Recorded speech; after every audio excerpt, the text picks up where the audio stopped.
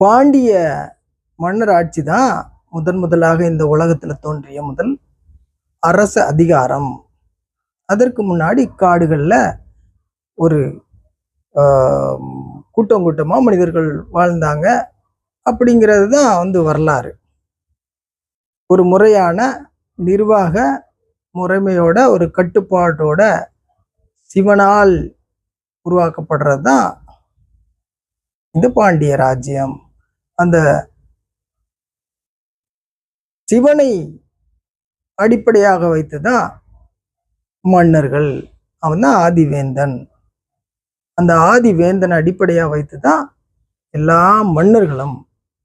வேந்தன்னாலே அது சிவன் தான்.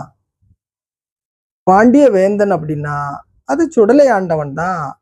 பல இடங்கள்ல பல்வேறு பேர்கள்ல இருக்கிறான், அவ்வளவுதான்.